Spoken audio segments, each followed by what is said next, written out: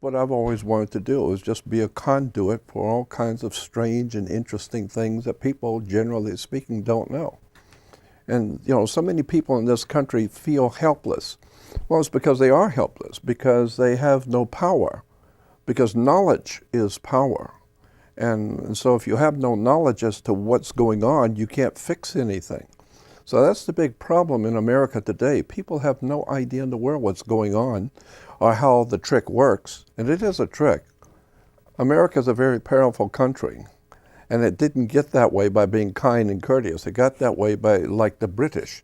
The British Union Jack flag has the cross of St. Andrew, the crisscross, then it's got the cross of St. George on it. It's called the Union Jack flag. So you got two crosses. That's why they were called double crosses. The whole idea of the British have always been double crossing. They've always been lying, cheating, manipulating. It's an extraordinary story. Let me give you an example of what I'm talking about. When I talk about the British, I'm not talking about the English people.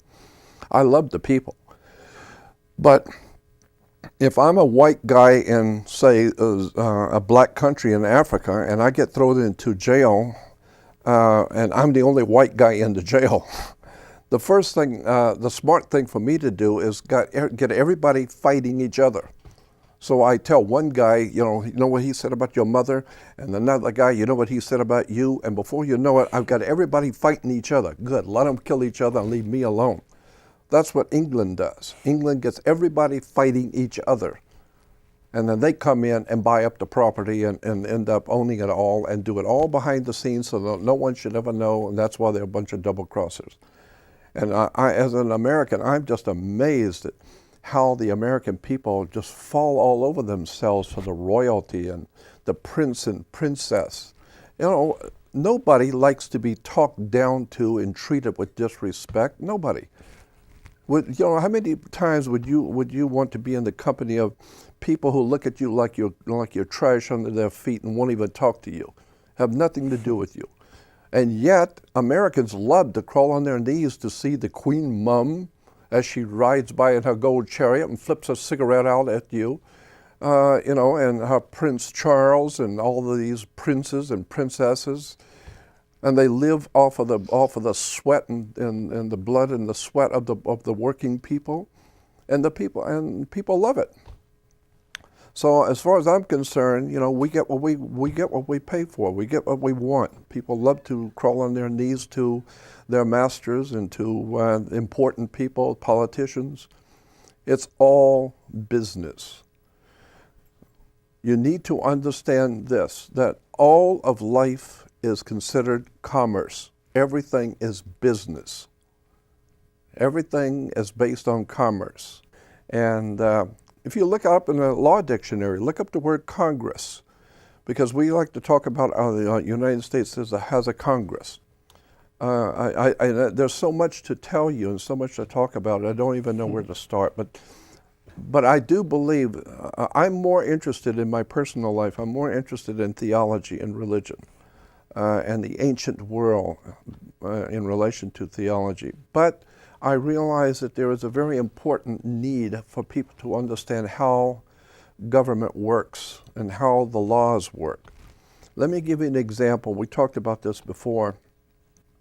If you have a two-story building and you're going to put a lot of weight upstairs, like printing presses or whatever, the first thing to do is to go downstairs and get on a ladder with a building inspector and go up through the ceiling tiles and see if the floor is going to hold that kind of weight before you go building on it.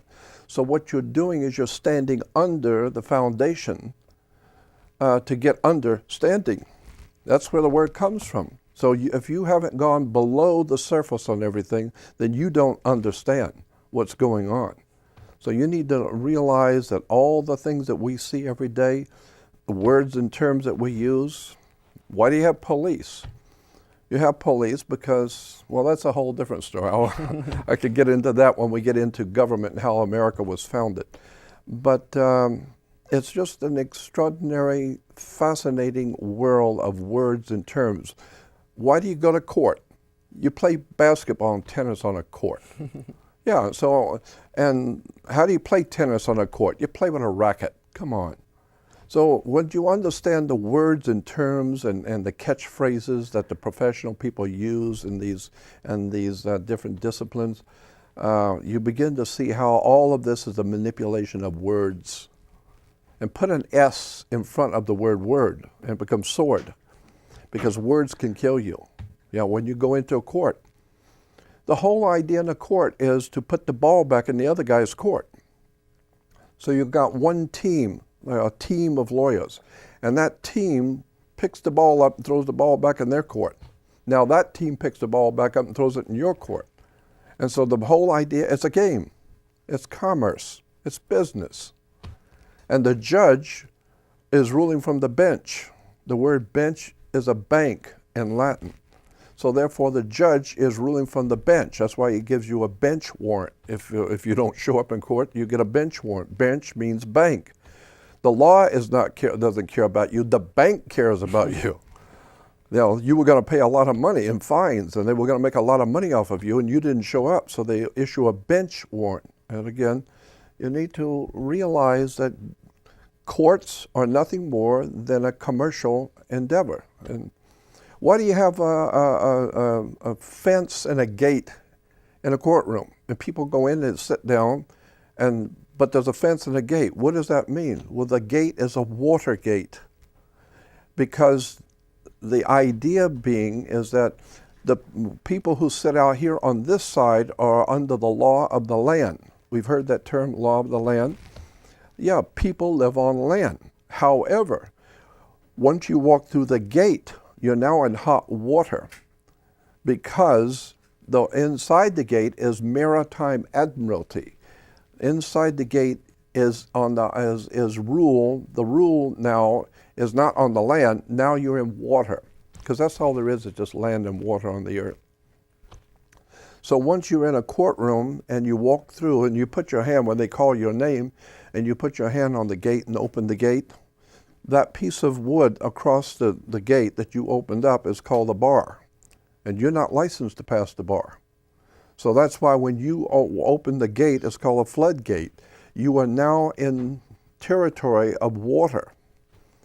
And so now you're in hot water, and someone's going to have to bail you out.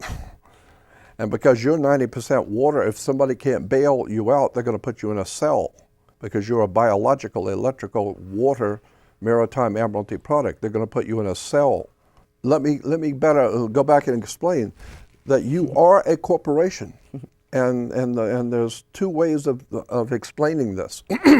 You are a business.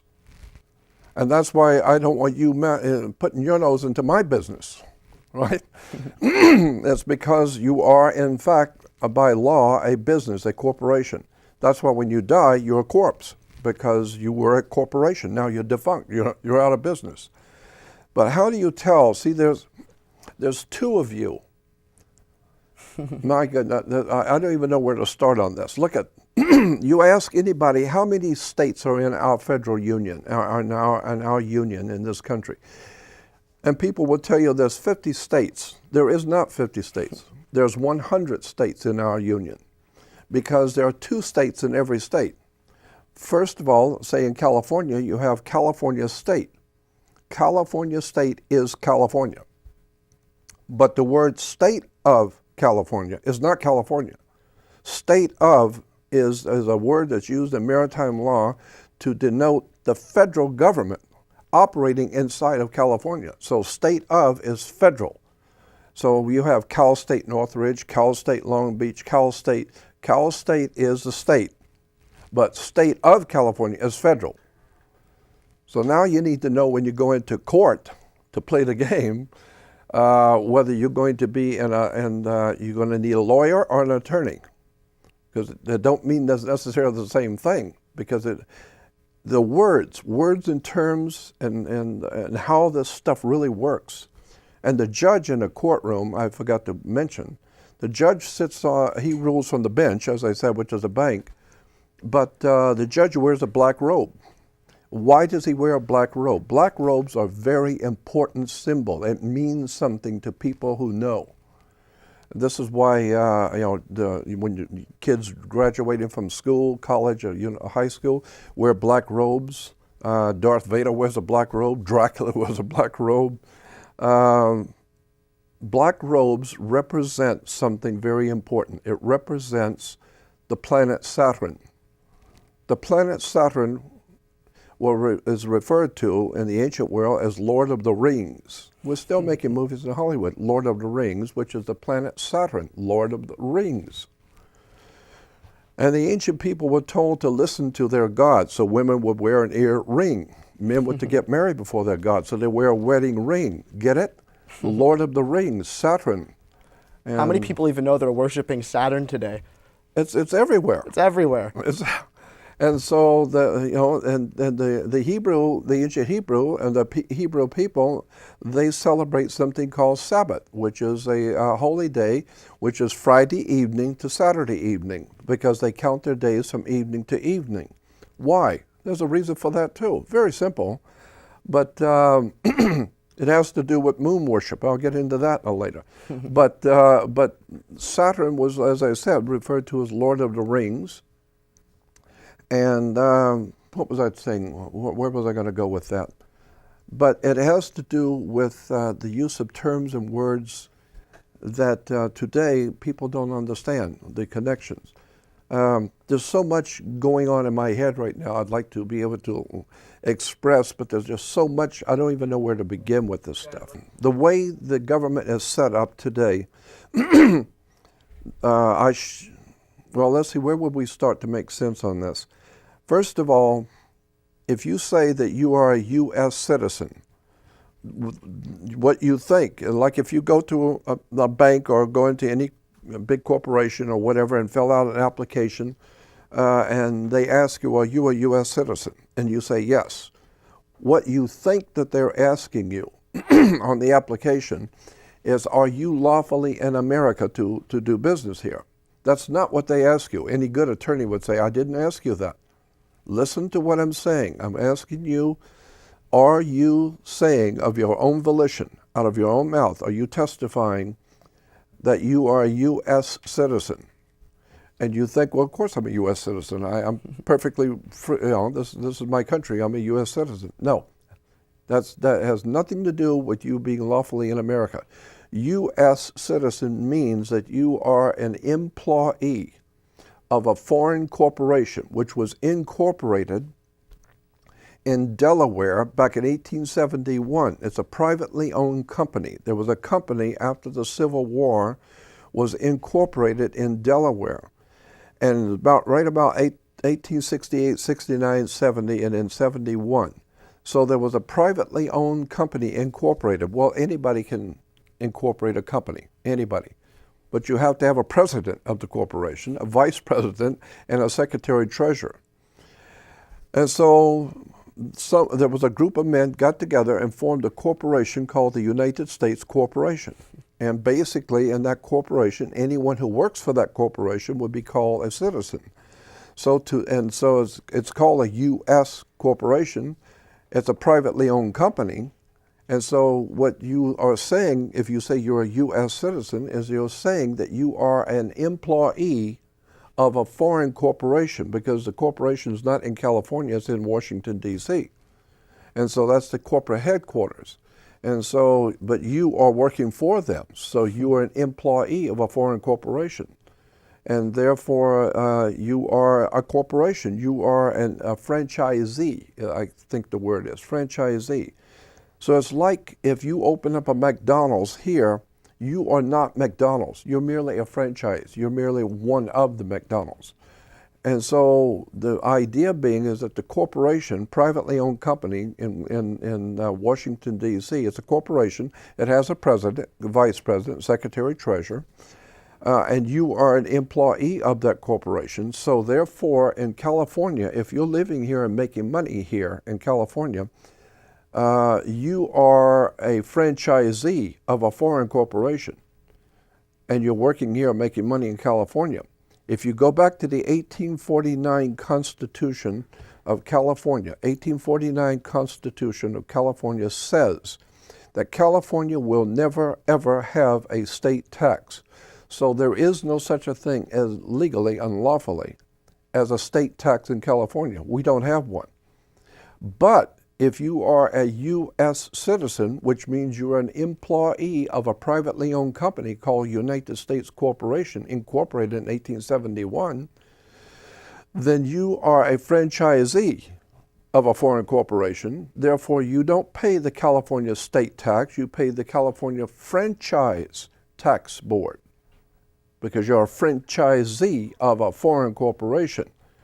California has no state tax. First of all, it's a very dangerous subject to talk about in public because there are ways to do it, but you have to understand what you've gotten yourself into. Let me explain something first before we get into how to get out of it. All ships, everything is based on maritime admiralty. Everything is based on the law of water because there's only land and water on the earth. So the land, as I said in a court, the people are on this side are under the law of the land because they live on land. But inside where the judge sits is water. Okay, it's maritime admiralty, the water. And one of the words, a word that is used in the ancient world for the sea was mer, M-E-R, which gives us mermaid. And so we say that the water, the waves are enchanting. So it gives us the word merchant. And so the merchant it's like music to his ears, the money coming in. You know? And so it's a merchant. And so how do you get in to do music, to do business with the merchant is you go through the front door. It's called an entrance. No, entranced. You get entranced to go into to do business with the merchant. You need to understand that everything is basically in law based on water. Now, when all ships, and I'm giving this preface to answer your question later, all ships, rocket ship, sailing ship, I don't care what kind of ship it is, all ships are female by law. You always have captains saying that, oh, she's a wonderful ship or she's a seaworthy ship. All ships are female. And so when a ship pulls into harbor, it parks at the dock. And where it parks at the dock is called its berth, B-E-R-T-H. She is sitting in her berth. And so she ties off at the dock. And so every piece that comes off that ship, say for instance $800 million worth of Toyotas coming off that ship, every single item coming off that ship has to have its own certificate of manifest. It's called a certificate of manifest. As they bring the car off, does it have 4 doors or 2? The air conditioning, what color is it? And so every ship has to have its own paperwork. It's called a certificate because she has brought she's brought the product in. Women produce the product. And so when she's sitting in her berth and every item coming out of her has to have a certificate, that's why when your mother gave birth, she was in labor and she gave birth, and so you have to have a birth certificate. And so the birth certificate's got to be signed by the dock because that's where the ship is sitting, by the dock. So, and of course, if you're taking off one of those cars and it falls down and crashes, or a TV falls and breaks, that's all right. It was stillborn. You didn't get to make any money off of it. And that's okay. Those things happen. But you have to have a doctor sign the death certificate. So the doc has to sign your certificate. And once you understand that banks run the court, and all banks pretty much are backed up by the real powers of a bank is basically insurance companies. Insurance companies are the brains and the power behind the bank. That goes back to the corporation again. So today, you are not free. In New York, they have something called the Statue of Liberty. It's not the Statue of Freedom. Liberty is what a sailor gets when he comes into port. You get liberty, not freedom. You can't just decide to walk off the ship. No. You talk to the captain. Why is it captain? Because the captain occupies the position by law as God. I don't know if you know that or not. But all captains of ships have the position under maritime law as deity. They're like God. That's the law. So a captain on a ship can do whatever he wants. If he doesn't like you, can put you in and lock you up until you get back to port, because he's God. Once he's in that ship, he is the law. And so why we call him a captain? Because he represents capital. Capital is the money. If you don't have the capital, you can't do anything. So it's really an interesting story about how words are used to manipulate, exploit people. And so, as I said, when she gives birth to you, you have to have a birth certificate, because that's why all your vital signs are on that certificate. You know, what color was it? How much did he weigh? Did he have two hands? And so, because why? Because you are a product. She produced you. And so the product becomes a commercial thing to be bought and sold. And here's what's very interesting. Your body, your physical body, is a security on the New York Stock Exchange. Let me show you something. When you take out your Social Security card, and on the back of your Social Security card, and I have one here, I think, here it is. On your back of your Social Security card, if you go to work for a corporation, say like General Motors or Ford Motor Company or some Sears, some big corporation, you normally have a name tag that says that you are lawfully employed by this corporation. And so the Social Security number is your number in the corporation called United States Corporation. This is your tag number. All right. However, on the back of the Social Security card is a set of numbers. On the very back of your Social Security card, on the bottom, these numbers are in red. They don't have to be in red, but often they are. These numbers represent your physical flesh and blood body. That's what's in red. It represents your body on the New York Stock Exchange.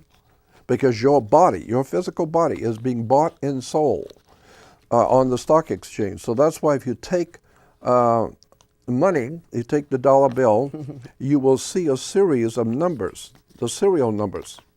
And if you take the back of your Social Security card and put it above those numbers, you will see they're matching.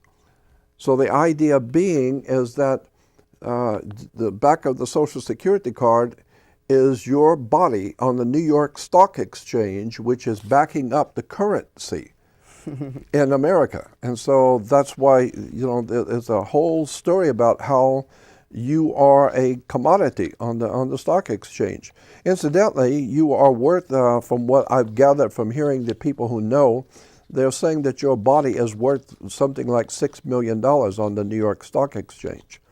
And that's interesting, because if that be true, which I think it is, that means that you're worth $6 million right now yourself. There's so much that you need to understand about how the corporation works. So how do you get freedom? Well, for one thing, first of all, you have to understand that you are not free. If you're a U.S. citizen, you are an employee of a foreign corporation, and they own your body. Therefore, to get away from that, you have to get out of the system. And the laws have changed now because 9/11, as far as I'm concerned, my opinion, and I've only been looking at it for 53 years, but my opinion is 9/11 was a setup job in order for the government to be able to do certain things that the people would never allow. The symbols on the dollar bill, that tells you a lot too. Ooh, this will be good. Yeah, I mean, I started talking about this a long time ago, 45 years ago. Incidentally, when you were saying that I have been influencing the liberty movement, the freedom movement, I really have never been a party to any movement at all, ever. I've never joined any organization, and I was doing what I'm doing 53 years ago, back in 1959, 60, 61. I was going around town giving lectures on secret societies, who prints the money, national coats of arms, harlotry, national treasure kind of things. Who wrote the Constitution? Where did it come from? And so I've been doing this stuff for many, many years. And obviously at the time I was doing it, nobody knew what I was talking about. But the basic story I've been trying to get out for all my life is that nothing in this world works the way you think it does. Nothing. The U.S. government is not what you think it is. It's a corporation. It's a company. It's like Baskin and Robbins. It's like a Target. It's a corporation. It's a company. So are you. You're a corporation. And so how do you tell the difference because there are two of you. As I said, there are two states in every state where there's two of you. There's the one that God created, the one that your parents gave to the world, but there's also the legal you. Now, understand this. There is no law on this earth, not federal, state, county, city, nothing. No law in the world applies to your physical flesh and blood body. The reason why, the logic was in the ancient world, and especially in the Middle Ages, was all the kings realized that nobody can control you. Even your mother can't control you. When you were a baby, she had no control over you. And nobody knows what's going on in your head from one day to the next, so nobody can control you. But the kings wanted to be able to have control. So how did they do it? They're very simple. They created another you. And so they created a document. And the document says that the document has your name, your address, and everything on it, which is you. Then they ask you, would you sign this agreeing that your body is represented by this thing I created? I'm the government, and I created a document, and it has the same name as you. So would you agree that this document represents you? Please sign it. Oh, I would never do that. Well, you have to be a fool. Well, once you sign it, I own you.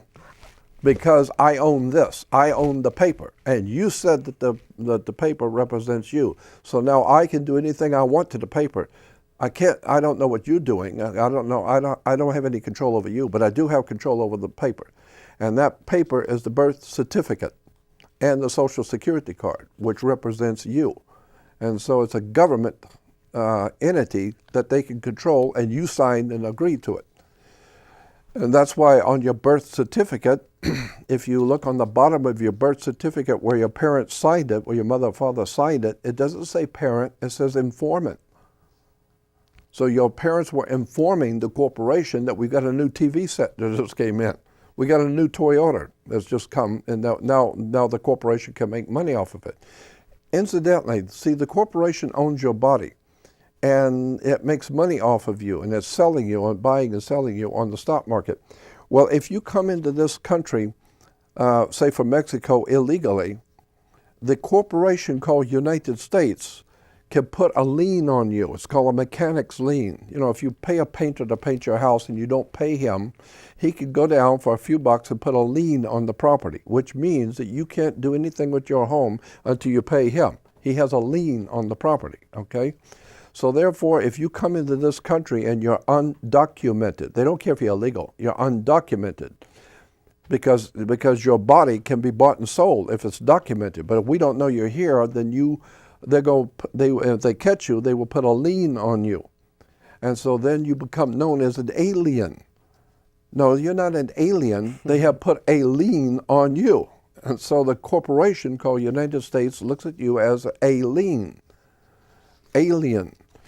So when you look at the money, our dollar bill, of course you'll see on the what am I trying to say? The symbol 4 is called the Great Seal.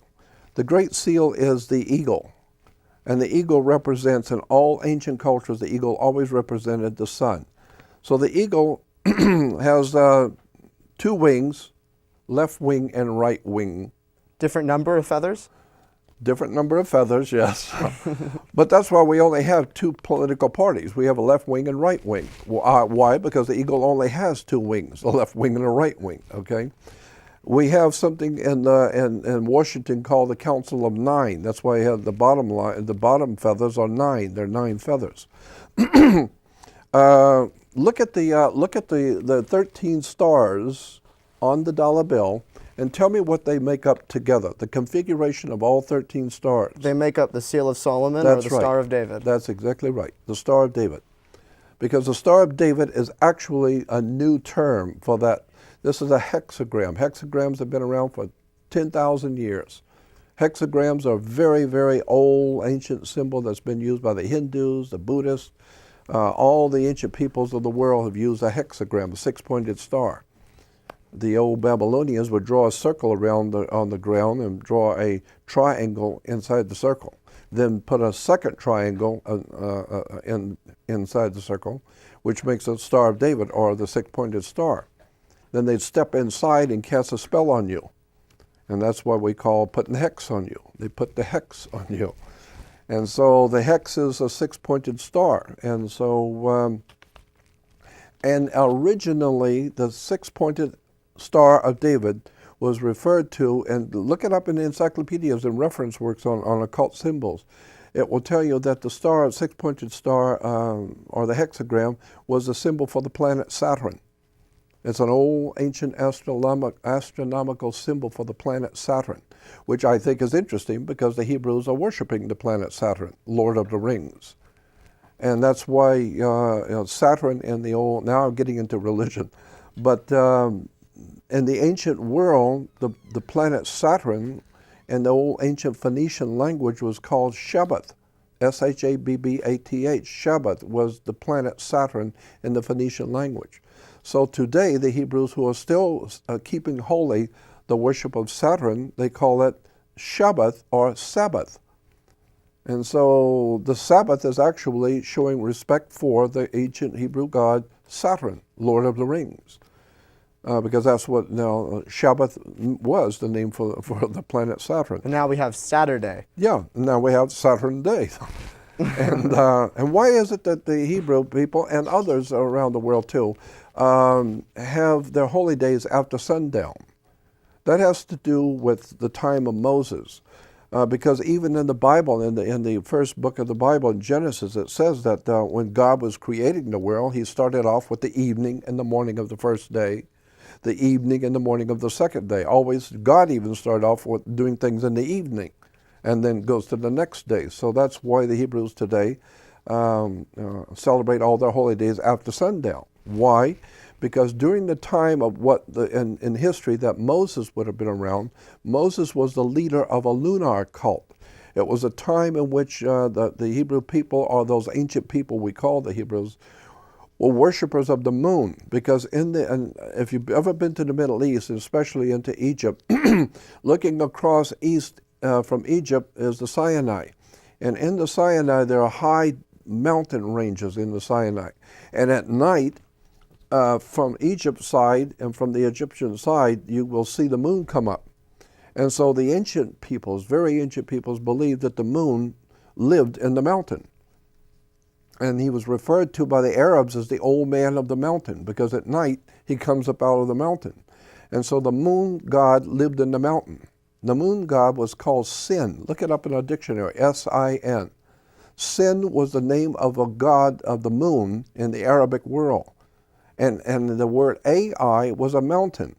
And so you put the god, which is the moon, Sin, with his mountain, Ai, put it together, it becomes Sinai. Sin Ai. So this old, very holy Sinai. No, it's Sin Ai, the mountain of the moon god. And when does the moon god come out? Well, he's not coming out when God's sun, the light of the world. Christianity is worshiping God's sun, the light of the world. Of course the sun is the light of the world. What else lights the world if it isn't the sun? And so the Christians are worshiping the sun god, while the ancient Hebrews were worshiping the moon god. And he don't come out till after 6. So he comes out after sundown. So that's why they started all their days after sundown, because they were the worshipers of the moon god. And Moses was not a Hebrew name. Moses was an Egyptian term. It meant something. Moses simply means the son of. Like in Hebrew, bar meant, or ben and bar in Hebrew means the son of.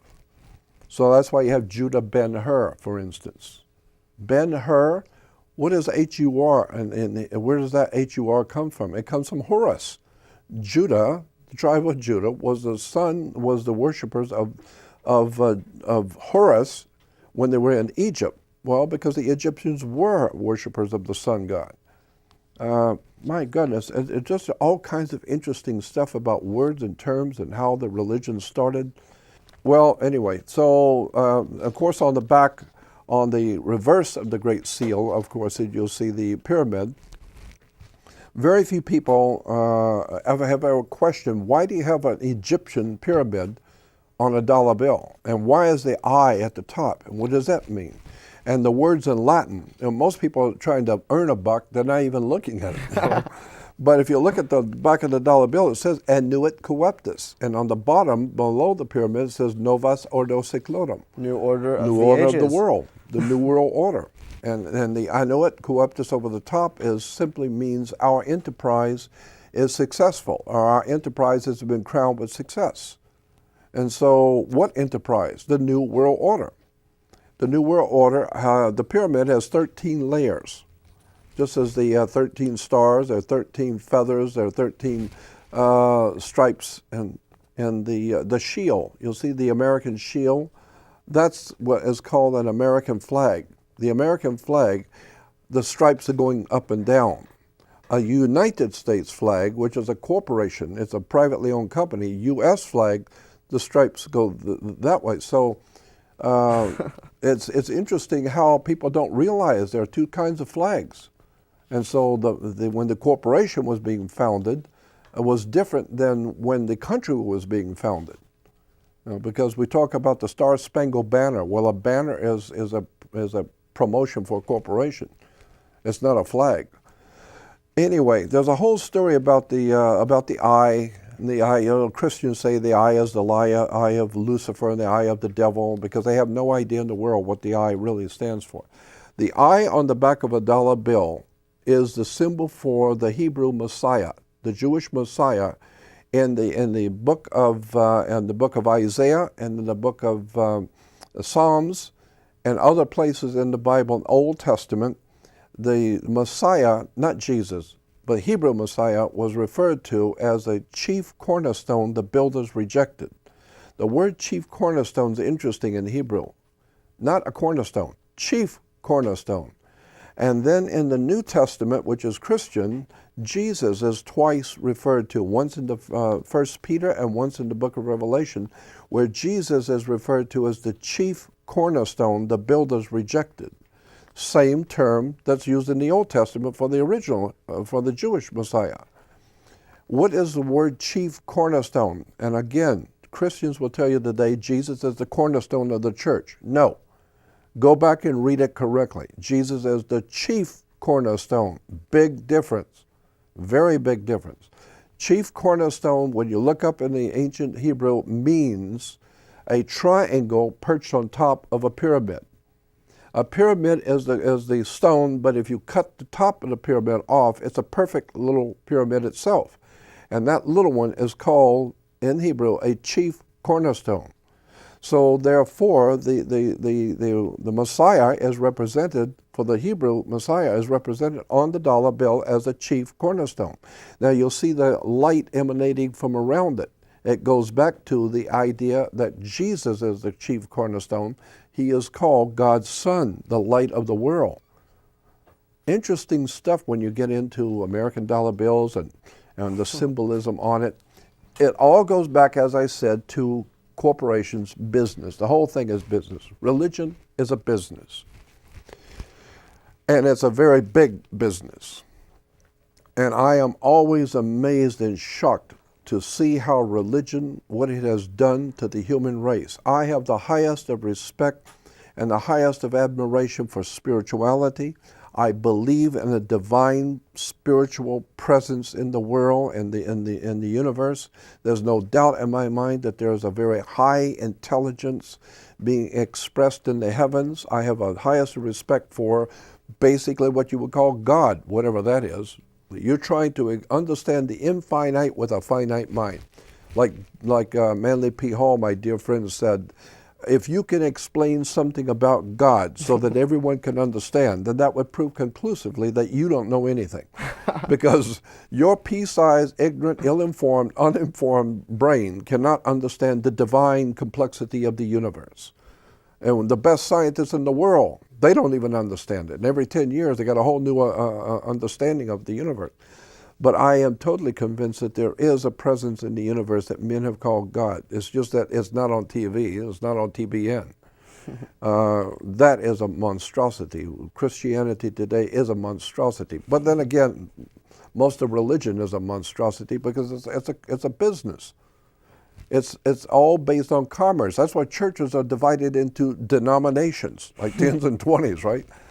You need to look at words. Words are very important. Now, in relation to the corporation, how to get out of it. Well, first of all, you're born into it, so the first thing you need to understand is that your birth certificate makes you because I forgot to bring this out, that I said where your parents signed the birth certificate, it doesn't say parent, it says informant. Mm-hmm. But look on the other side, and you will see the whole birth certificate it's on stationery, which is security paper. It's on bank security paper. It's got the little security design all around it. So it's a security on the stock exchange. But on the bottom, on the left-hand side, on the bottom, it's printed. It will tell you that this birth certificate is the property of the Department of Commerce. Why? Because you are a commercial product. Your mother gave birth to you. She was in labor. She built you in labor, and then you came out of your mother's water, so you're a maritime admiralty product, just like the TV that came from Japan came in on water. That's why if you're going to be born again, you have to go out and be dumped into the water and be born again, because you came out of your mother's water. So how exactly do I shred the birth certificate? There are two ways of doing it. The first way is going to be very, very difficult anymore, because the government realized the people were catching on to the trick of how this stuff works. And there seemed to be a growing movement out there in the world of finding out how we've been had. And there's a lot of intelligent people out there starting to ask questions.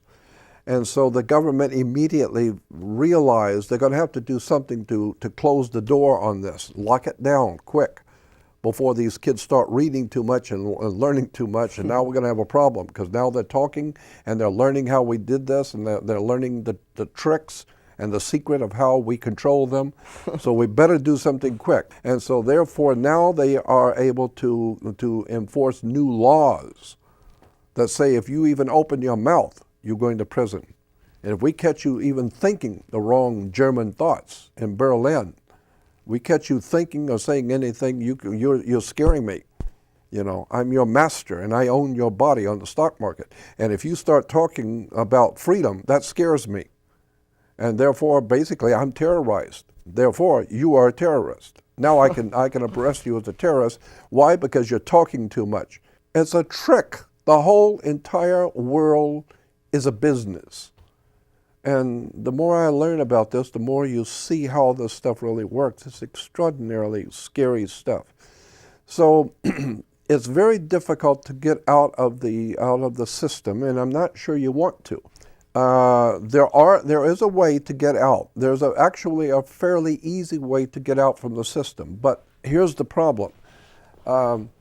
When you opt out of the federal system, you don't want to be a federal employee anymore. You can become a state citizen. This is what was going on before and during the Civil War. Before the Civil War and during the Civil War, people in America were called state citizens. And the way the country was set up back in 1776, every man, woman, and child in this country was considered a sovereign, meaning you had the same power in you, as an American, you had the same power of a king of England. You were a sovereign. That's why in the cowboy movies, you've seen how many movies, the John Wayne cowboy movies, well, the cowboys are riding into town with guns. They didn't have to have a permit. Ask those guys coming in off the prairie with their guns, do you have a permit?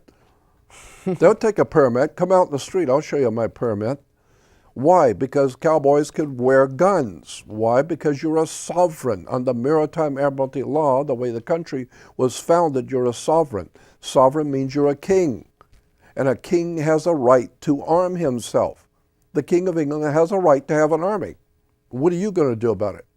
And so one day, if the King of Spain wakes up and decides he doesn't like the King of France, and he's going to declare war on the King of France, well, that's the same thing in a bar. And a cowboy, one king, he's a sovereign. He's got guns. He's got his own guns, and he's legal. He's lawful. And he's decided he doesn't like you. And you're another king. So now you got two kings, and they've got and now they've got a bad situation here. Well, go out in the street and solve it. Why? Because that's like the movie High Noon. Cowboys could go out in the street in America in front of the sheriff and draw on each other. Why? Because the law says that you were a sovereign. And as a sovereign means you're a king. You can do whatever you want, but you're going to pay for it, because if you're carrying a gun, well, so is he. And so if you're going to go out in the street with a gun, just know this is serious. One of you is not going home tonight, right? And so that was the way America was founded. Well, after the Civil War, around 1848, a group of men in Europe, in England, got together. The group was called the League of Just Men. The League of Just Men. And they wrote a manifesto for a new kind of government in Europe. But this is in 1848 in America. But in Europe, there was a League of Just Men, and they were writing up a new plan for a new kind of world government. And so the League of Just Men wrote up a document, and then they picked somebody to put their name on it because they didn't want anyone to know who wrote it. So they picked a guy named Karl Marx. Karl Marx did not write the Communist Manifesto. It was written by a handful of men called the League of Just Men, and they put Karl Marx's name on it. But he didn't write the Communist Manifesto. It's like evolution. Charles Darwin. Charles Darwin did not write Origin of the Species. He didn't write anything about evolution.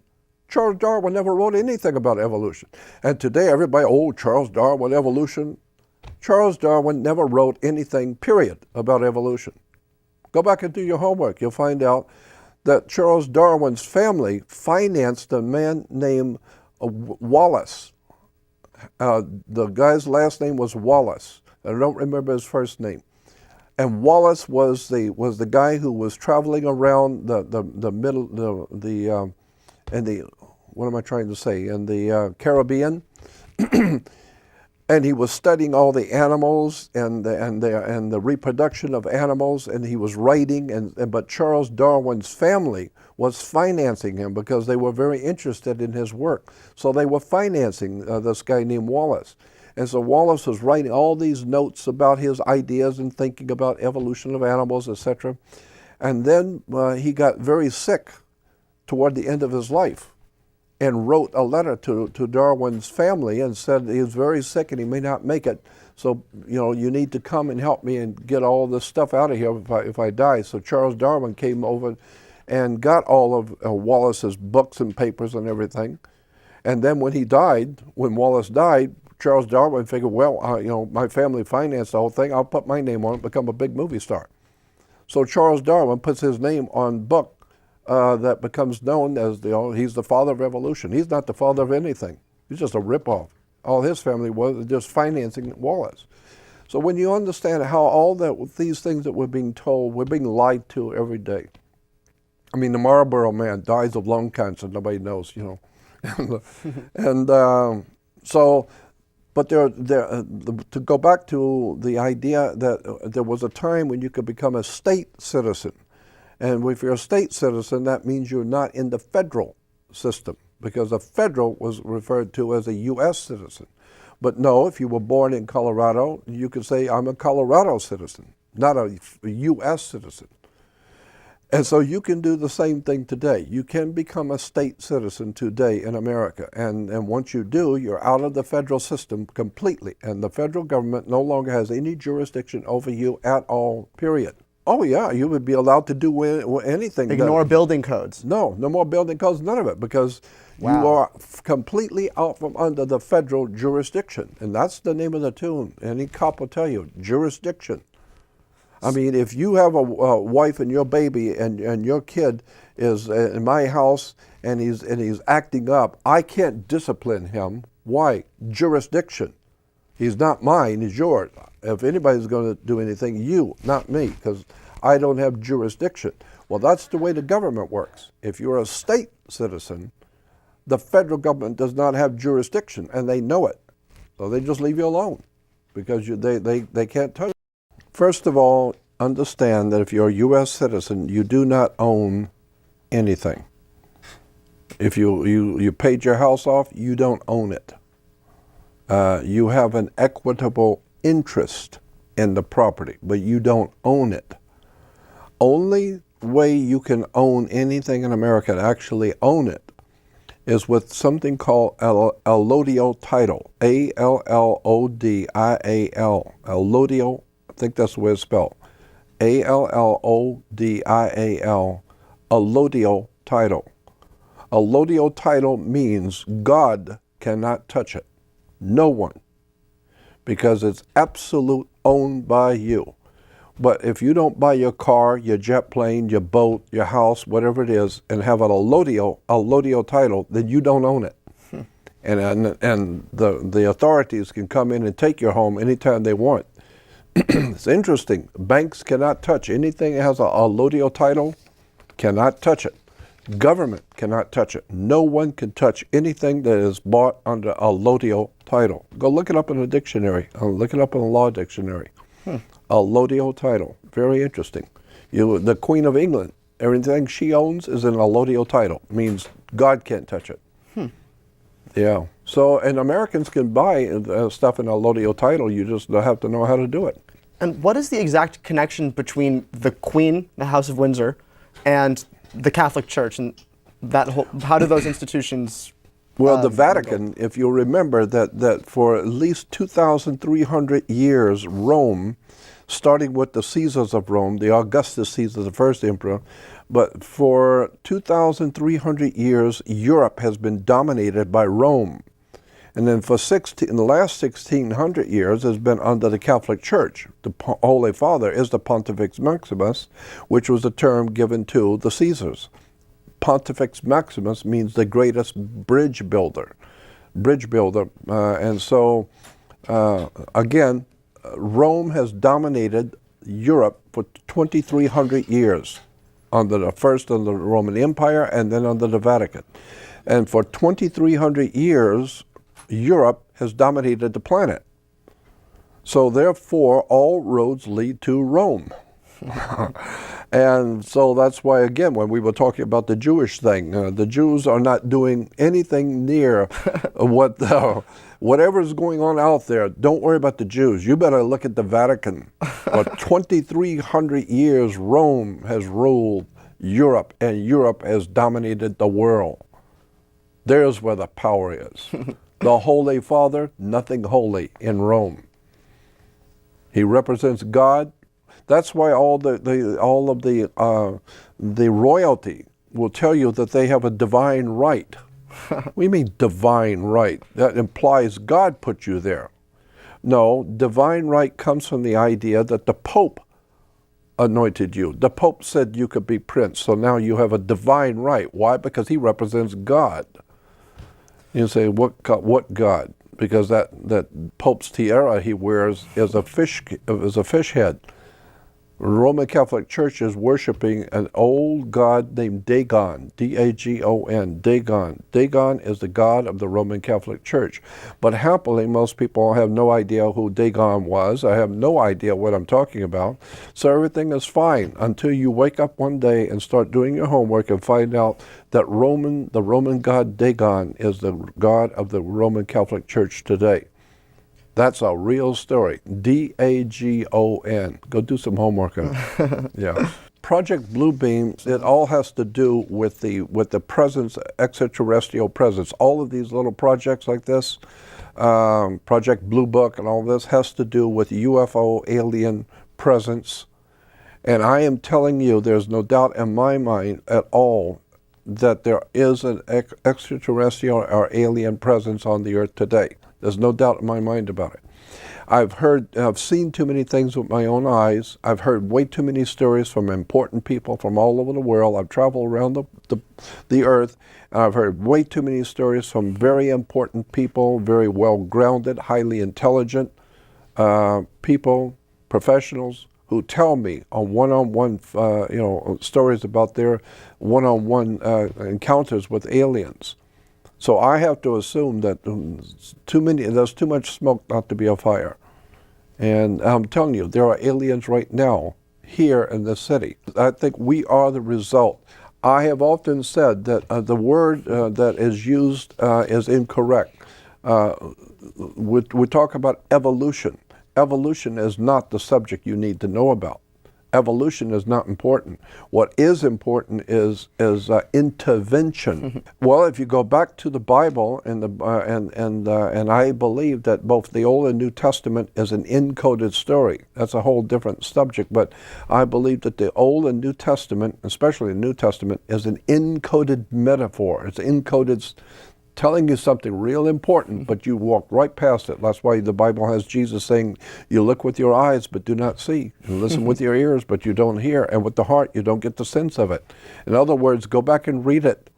It doesn't say what you think it said. And so when God, which is actually Elohim in the plural, and God said, come, let us make man in our image after our likeness. That's in Genesis. Rabbi Marvin Entelman, many years ago, I used to sit and talk with him, and other rabbis, teachers I've sat and talked with for hours. They brought out to me, this was back in the mid-60s, that I was told, nowhere in the Bible does it say that God created man. Nowhere. It does not say in the Bible anywhere that God created man. What it says in Genesis is that God created Adam, not man. And so the scripture actually says, that God said, come let us, who's us?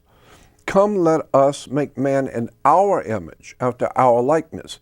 And so Christians say, well, see, there's God creating man. And Rabbi Entelman said, no, that's not what it says. Go back and read it. It says, come let us make man in our image, after our likeness.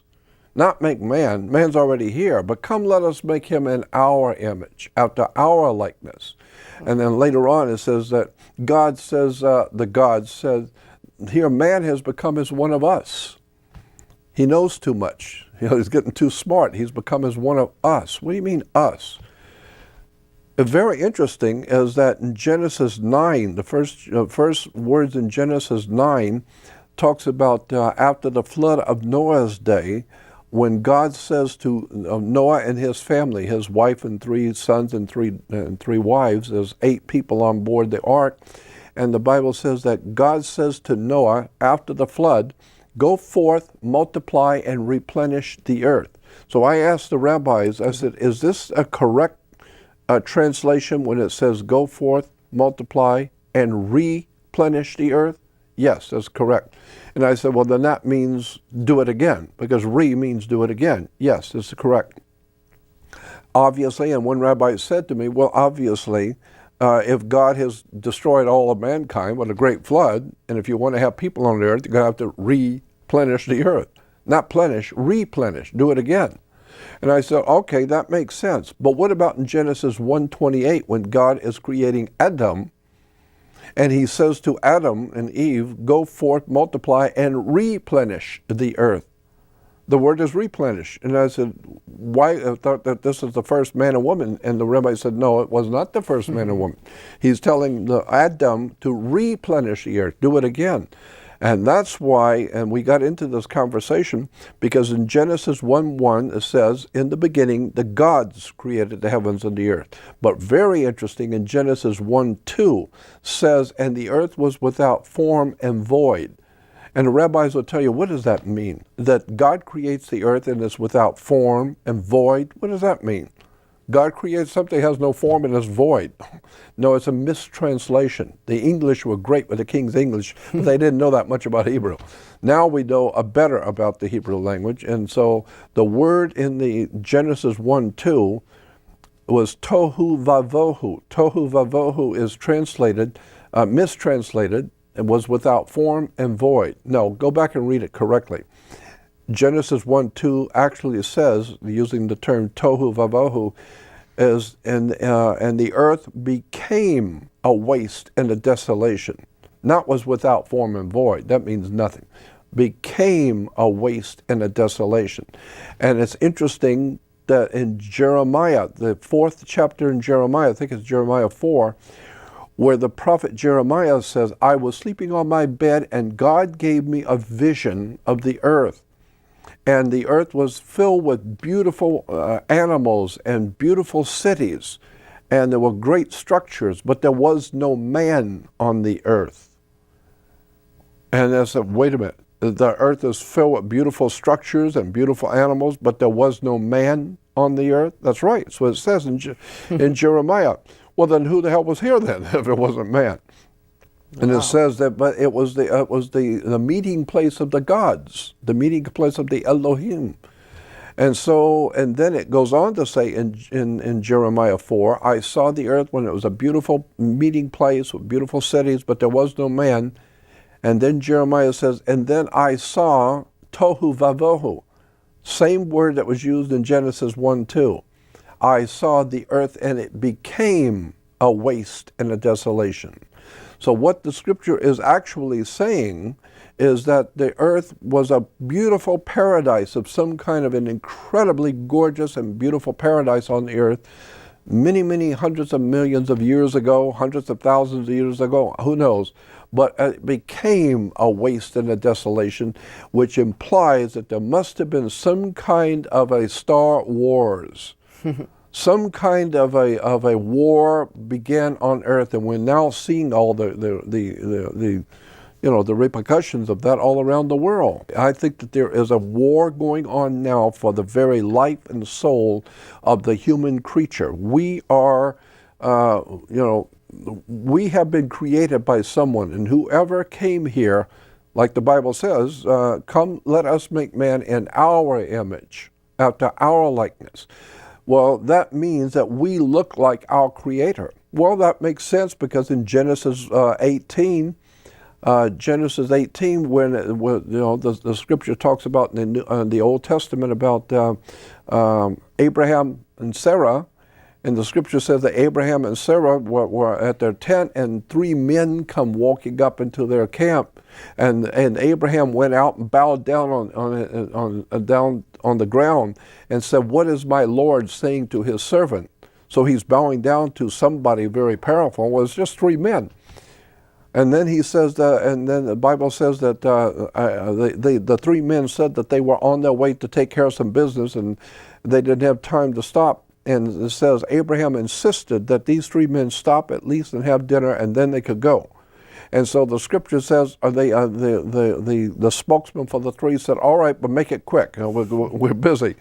And so it says that Sarah fixed dinner for these 3 men, and then after dinner, 2 of them got up and left, and the one stayed there. And the one that stayed to talk for a while with Abraham was the Lord, in capital letters in the Bible. Maritime admiralty. The capital letters means the Lord, not a Lord, the Lord. So it was the Creator, the Saraswati River. She was the giver of life. All her life came out of the Saraswati. And so the Brahmins were connected to their holy river, Sarah, so it's Abraham and Isaac, Abraham and Sarah. I'm just saying religion, politics, commerce, it's all part and parcel of a thing that's been going on for thousands and thousands of years. And nothing happens by chance anymore. You need to understand the world is not what you think it is. 99% of what you think is true is not. Americans are the most well-informed people in the world. The only problem is 99% of what they believe is not true. I think it was Julian Huxley. It was Julian Huxley, the father of Aldous Huxley, the British, the very famous British family, the Huxleys. Julian Huxley wrote in his, he wrote the forewords to 1984. The book 1984, well, Julian Huxley wrote the forewords. And it was a very powerful statement he made in there. I don't remember exactly, but paraphrasing, he said that all kinds of entertainment will be provided for the people, so that slowly but surely their rights and their freedoms can be taken away, slowly but surely, under a continual operation of little by little, taking their freedoms away, taking their options away, and then taking their mind away. And eventually, one day, he said, in his introduction to 1984, he said, and one day the entire world will wake up and they will be locked into a cage where they cannot get out, because they will have no knowledge, they will be too drunk with their alcohol, they will be too ignorant, ill-informed, and unread, they don't know how to think, and we'll have them. And I thought, well, man, that's sinister thinking. That's really, really evil thinking. Because when you look at people today, how they're mistreated, and when I drive by and see children on the street, and I think, you know, these little kids have no idea in the world, and the parents, they're so ignorant, they don't know. They have no idea. They just, you know, they don't know what's coming. They have no idea what's coming in America, and you don't want to know. What's going on and what's going to be happening in America, you don't want to know. It's bad, it's coming. Understand this, that when the United States of America was founded in 1776, that's why you have fireworks on the 4th of July. I've asked people, why do we have fireworks on the 4th of July? I don't know, it's to celebrate. No, it's not. It's not to celebrate. It's because America was founded with fireworks. There was a revolution. There was killing in the streets. There was a revolution. And there was fireworks, cannons, you know. And so that's how the country was founded, on a violent revolution that said to England, we've had enough of this. And so you need to understand this point, that when this country was founded, the King of England saw himself as a very powerful king in Europe. But when America was founded, they defeated the British, and the British went back home with their butts bleeding all over Europe, like in the movie Goodfellas. When the kid said something to Joe Pesci, and De Niro said, "You going to let him get away with that?" Remember in the movie? You going to let him talk to you like that? He's just a kid, and he's talking to you like this? Well, that's what happened in Europe. The royalty, all the royalty, the bankers, the international bankers, and all those that corrupt, evil, criminal gangs in Europe that have been burning people at the stake and murdering people with the church, they looked at the King of England and said, "Are you going to let these people get away with this? What's wrong with you? I thought you were supposedly a very important king, and everyone's supposed to be frightened of you, and now we turn around and find out some little bunch of ragtag goofballs over there, you know, whipped your ass and made you look like a fool. Are you going to let them get away with this?" And so what the king decided to do was not do anything, leave the Americans alone, because they're crazy. They're drinking and they got guns, so leave them alone. Let it die down. Let it all die down. And like Mel Gibson said in the movie Patriot, the military guy on the English side to it said to his other guy, he said, "Leave these people alone, because after the war is over, we're going to do commerce with them." That's in the movie. We're going to do commerce. We're going to deal with them in such a way. Now, they beat us. Okay, they founded their country, and we withdraw, but we're coming back. So I always say, it's like you beating up some guy in a gang at night, and everybody patting you on the back because you're a big shot. You beat this guy up. It ain't over yet, son.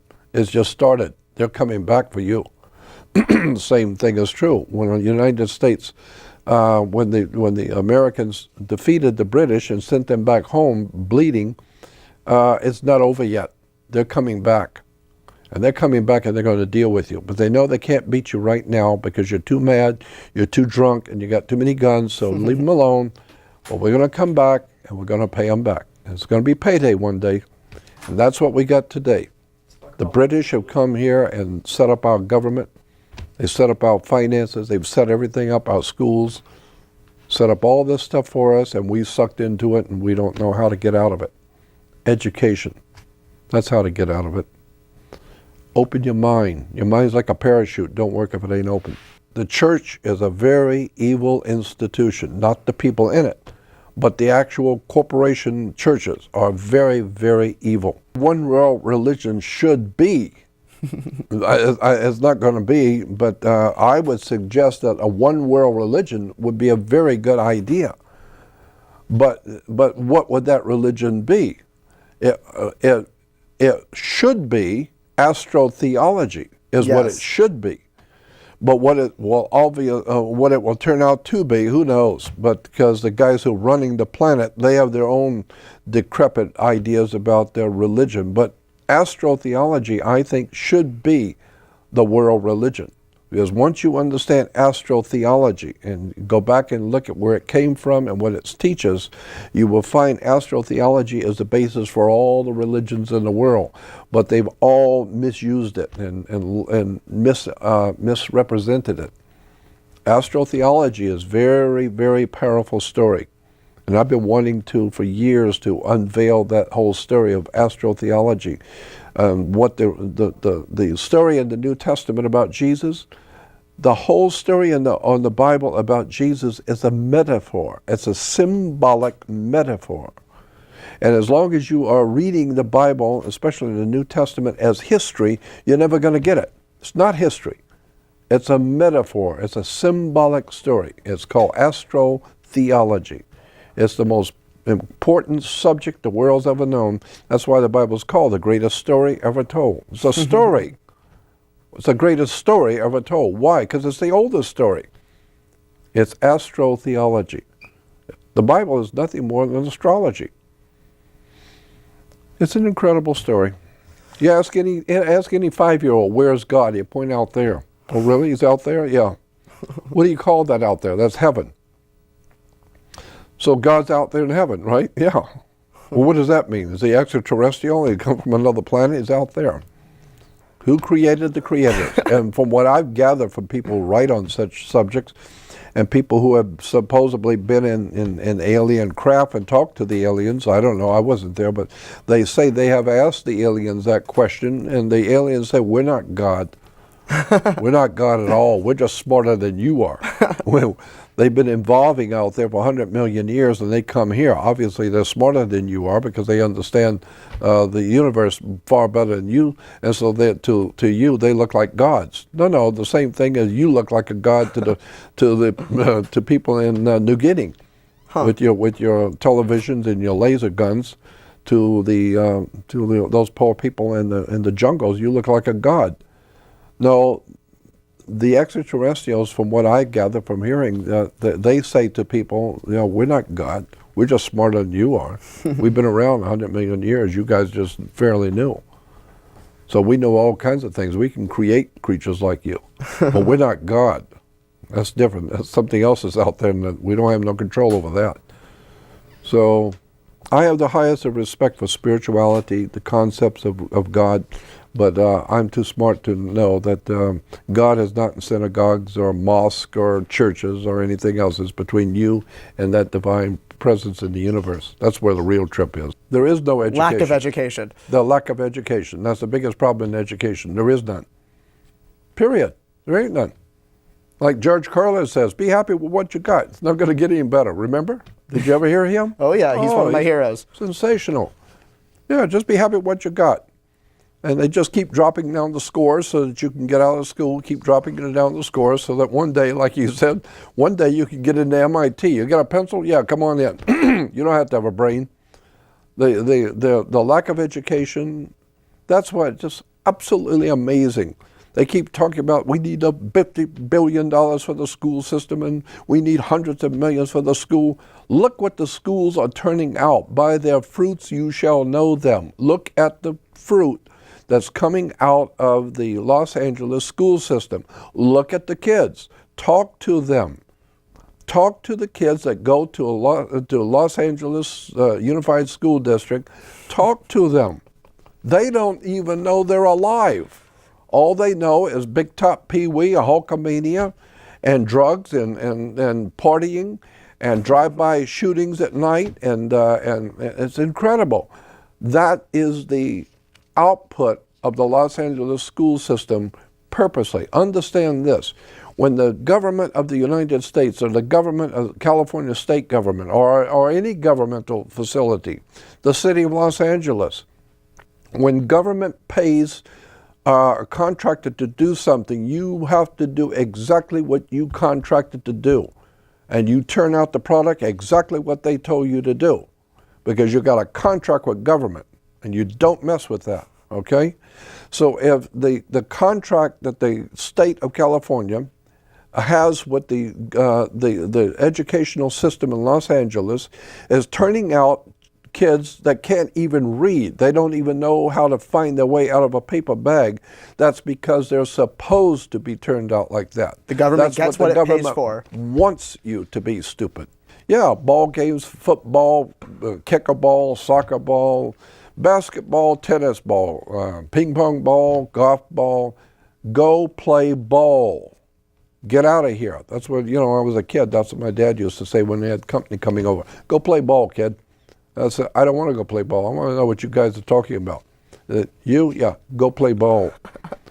And so that's what we get today. If you're starting to think for yourself, you're not playing ball. You're not a team player. I don't want to be a team player. I don't want anybody owning me. I don't want anybody telling me what I can think. I'm not a team player. I want to know who you are. I want to know what gives you the right to tell me what I can and can't do. God gave me my life. You didn't give me my life. You need to wake up and find out the government is not your friend. Government simply is armed power over you. And so the idea that Americans were free, like Dick Gregory says, you're not. We talk about America being land of the free and a home of the brave. You ain't free or brave. If you were brave, you'd done something about the Federal Reserve a long time ago. And you're not free.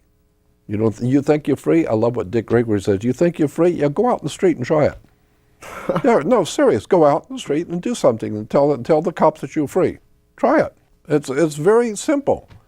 People will enslave them. Look at in India, the way you the way they do with elephants in India is you would tie a chain around the back leg of an elephant and chain it to a tree and leave him there for a couple of weeks. He can only go so far. And so now you can go and take the chain off and he will only go so far because that's as far as he can go. He knows it. And never thought in his mind, once you take off, no, they won't go because they know how far they can go because the chain stops them. And so that's the way we humans are. We're told that you have to be in compliance. You have to crawl on your knees over here to the judge, all that stuff. And then you find out judges are wearing black robes because it represents the planet Saturn. Then you find out the whole court, you play basketball on a court, you play tennis on a court. How do you play tennis on a court? Play with a racket. Come on. I've seen things in government and in education, and I've seen stuff over the past 70 years that will blow your mind. So all I would say to young people listening to me, you better wake up and get a life and understand that the powers that are over you own you. They view you as nothing more than cannon fodder. Did you see what Henry Kissinger in his book, Kiss the Boys Goodbye? Get the book. It's out in the market. Go get the book. Henry Kissinger wrote a book called Kiss the Boys Goodbye. And what he said in there is that United States military people are just a bunch of dogs. That's all they are. That's why they wear a dog tag, because they're a bunch of dogs. So who the hell cares? Nobody cares that they get killed. They're just a bunch of animals anyway. And George Bush's mother, that incredibly ugly old lady, George Bush's mother, she's scary. She's so damn ugly. She said on national television, when they were talking about how many guys were being killed in the Middle East, Americans were dying. It's a very famous quote. She was on television one morning and said, "Why should I waste my beautiful mind on people dying? What the hell do I care? Let them die." That's the president's mother who is saying to America, we don't care about you. You are just nothing more. That's why they call you a GI. A GI is a government issue. When you go in the military, they issue your pants, your shoes, your car, your underwear, your food. They issue everything for you. So the government is issuing all the stuff for you. And so therefore it's called a government issue. Well, that's what you are. You are a GI, a government issue. Therefore, you're just like an oil can or a tire or a car or anything else the government issues. But when the war is over, the United States corporation does not go into South Vietnam or whatever after the war is over and pick up all the old cans of oil cans and the burned tires and all the Jeeps and all the trash and the junk after the war. Does the government go in and go collect all that stuff up and clean up the place after they get through the war? No. Why? Because all the trash and garbage and trucks and tanks that are blown up, that's all a government issue. It's all junk. So as the war is over, the war is over. It's a government issue. That's why when you are a military guy in the military, and after the war is over, they'll leave you over there. You're in a concentration camp in Cambodia, they'll leave him. He's just a GI, a government issue. It's like an oil can. Who the hell cares? They got 25 oil cans over there. Who cares? Let them die. Wake up. This world is not what you think it is. I've been around for 71 years. In the last 53 years, I have spent my life in the world of the occult. The word occult is a Latin word meaning hidden. Everything that's of any importance has been hidden. The guys at the top know stuff you don't know. I made it my business to find out. And the one thing that has absolutely astounded me is how much we don't know about the world we live in. So I would say to young people watching, you better wake up and get a life and start figuring out who owns you. What is all this crap about people owning your body on the New York Stock Exchange? So you recommend self-education for the solution? Self-education. How did the lawyers say it in Godfather? You're taking this personal. This is just business, honey. Come on, just business. You know, you were going to get ripped off anyway. So since you were going to get ripped off anyway because you're so stupid, you're going to get, and there's a law. There's an actual Roman maxim in law. The Roman maxims in law are interesting. There's a book called Roman Maxims of Law. Interesting little quotes from the Roman law. And one of them says, "For he who would be deceived, let him." That's in Roman law, saying that if you're so profoundly stupid that you're going to buy into something and you want to be deceived, then go ahead, be deceived. Don't come to me. Don't come to me and cry about how you got took because you were stupid. I don't care. So let he who would be deceived, let him be. So that's what the government is saying. That's why that's why you wear dog tag if you're in the military, because that's all you are is a dog. I'm saying you need to wake up. You need to smell the roses and find out how this country and how this world works. Helena Blavatsky was an incredibly brilliant lady. It does not mean that I was married to her and that I loved her. It just means I'm educated enough to know the works of Helena Blavatsky and Alice Bailey and all the other writers in that era of time. She was an extraordinary lady who traveled the world. She studied all the occult sciences. Occult simply means hidden. She studied all the occult sciences of India and Africa and religions, and she wrote extensively about religions and theology. And one of her works was called Isis Unveiled. There were two books, Isis Unveiled. One's on politics, one's on religion. The one on religion is a mind trip. All the stuff about religion that you've never heard, and the symbols in religions, the different churches and all that kind of stuff. So I think she was an extraordinarily brilliant lady, very, very brave. She used to travel by herself when men into China and areas that where men were afraid to go. She smoked cigars and would go on a train by herself. And so I admire the lady because she was a very brilliant writer, very open-minded, intelligent. She was human like everybody else, makes mistakes. But what an incredible lady. What an intelligent person. I'm fascinated with religions, with the occult, with all the things which are hidden from us. I'm fascinated with how much we don't know. And I am not quick to judge anybody. I'm smart enough to know you don't know everything. Just because somebody's telling you something you've never heard, the word is cognitive dissonance. Cognitive dissonance means that you are so incredibly brilliant, so incredibly bright and smart, that if you hear something from me that you've never heard before, obviously it must be bull. Because you're so bright, you would have heard everything in the whole world. No. You don't know everything. And so when you hear something that you don't, it sounds stupid to you, or it sounds crazy, you better back up and show respect for other people's views, because they might be telling you something that's true. In the Hebrew religion, at the end of the services in the synagogue, the rabbis will bless the congregation. It's called the benediction symbol, to bless the congregation. You know, Mr. Spock on Star Trek does that also. Mm-hmm. That's a Hebrew, that's a Jewish symbol. It's a blessing. Now, of course, the Catholic is the blessing of the making of the sign of the cross, but the Hebrew is the blessing. It's called the benediction symbol. That comes from the goat. It's the hoof of a goat, because it goes back to the Jews when they were worshiping Ares, the lamb, the ram. And this is an incredible picture. I mean, I got to find this, because it's first of all showing that he is taking care of the sheep. That's us. And but for sure he's showing the lamb's hoof. So you better check government. Always question authorities, because the word authority comes from the word author. Oh, really? Well, you know, the authorities said this. What authorities? Well, it comes from the author, the word author, meaning whoever wrote the law books. They are the authorities.